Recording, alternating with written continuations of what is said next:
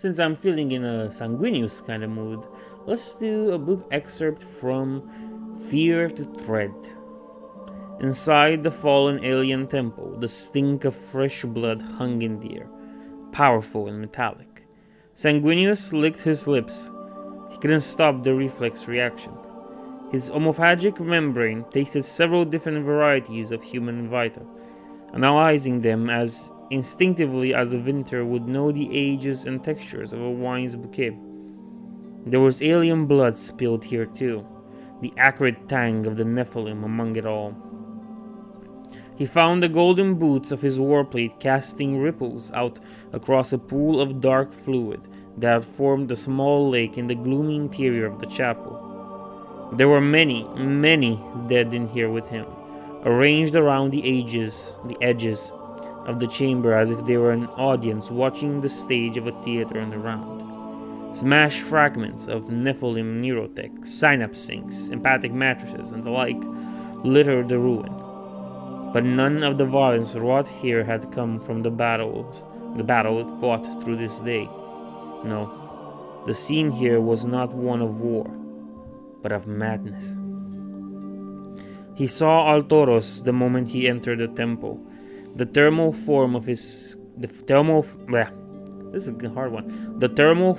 him clear to the Primarch's bio-augmented vision against the cold bodies of the dead. The Space Marine was crouched down on one knee as if in a gesture of fealty. With careful, steady actions, Altoros sat in the middle of the lake and mechanically cupped handfuls of dark fluid, one after another, to his lips. He drank silently, unhurried. "Look at me," ordered Sanguinius, his heart tightened in his chest. The very specific kind of sorrow gripped him as Altoros slowly obeyed. The Blood Angel's armor was badly damaged, fiber bundle, musculature ripped, ceramite cracked. It appeared that the chest plate had been torn open across the sternum, and a brutal wound opened beneath it. The Primarch recognized the hit pattern of a Nephilim shriek pulse. And looking closer, he saw the trails of dried blood visible from Altoros' nostrils, his ears, the corners of his reddened eyes.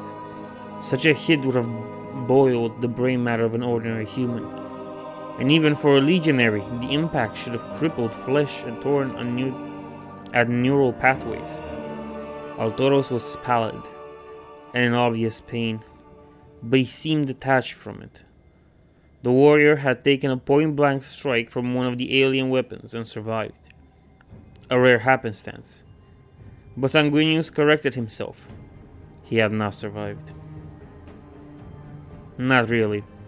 At this very moment, somewhere else on the battlefield, Captain Tagas and the men who had been Altoros' squad mates were making their peace with his death. His lips, his chin, the exposed flesh of his neck, all were wet with the blood he had been patiently drinking, mouthful by mouthful. Altoros looked at his Primarch with bleak, animal eyes. Sanguinius saw hunger there, the same hunger he had seen before in other eyes, in other places. At first, only rarely, but now with grim regularity. Altoros released a deep, rumbling growl and slowly came to his feet.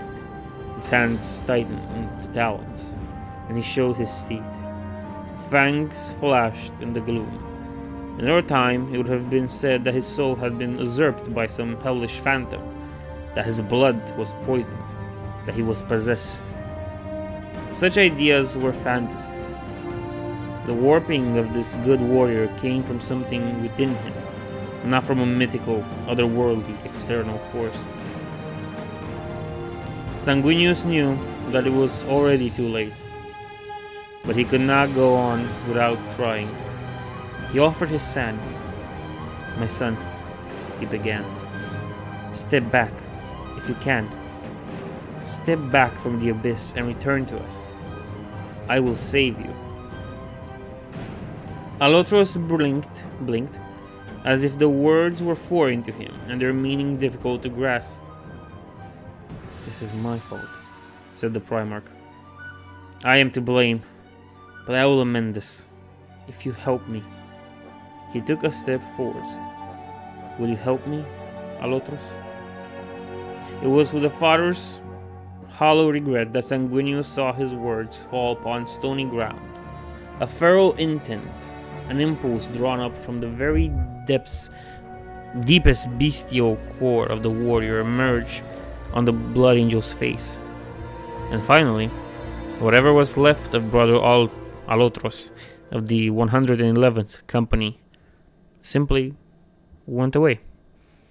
In a berserk, furious rage that exploded out of nothing, the Legionnaire tore across the Empath Chapel in great splashing bounds.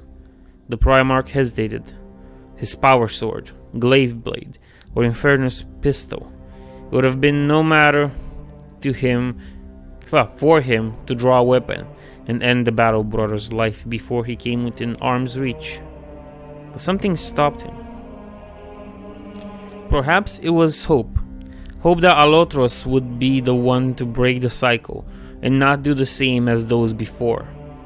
Or perhaps it was guilt that stayed his hand. Some measure of punishment inflicted on the self to see this horror up close, to know the dying moment of it. Against all reason, against all possibility of survival, Alotros attacked his gene father. He was screaming, babbling in fragments of technomad dialect of Baal's low Mesa clans. The warrior wanted only one thing: to bite deep into living flesh and drink his fill of the rich crimson fluid within. He was truly lost. Sanguinius held Alotros at bay, the warrior's maddened blows ringing harmlessly off his battle armor, the fires of his rage not fading, but burning brighter with every passing moment. The cocktail of blood fumes on his breath clogged the Primarch's senses, and Sanguinius understood. He knew where this crimson fury, this red thirst sprang from. He could sense it, coiled like a poisonous thread inside his own genetic helix, a dark bequest that he had passed on to his kin, a recessive death mark. "I am sorry, my son," he told Alotros, in the last heartbeat before he broke the Legionnaire's neck. Alotros' snarls ended with a guttural hiss, and at the end there was some brief measure of peace in his eyes. His body fell into the shallow pool. The Blood Angel's pain was at an end, a final mercy granted to him. But now the darkness in the gloomy alien church seemed shaded, deeper, heavy with the weight of what had been done there. Whew. And the reason, whatever the fuck whoever's counting anymore, why I like Sanguinius and why I think his books are amazing. Depends on the writer, I guess. Anyway, thanks for watching.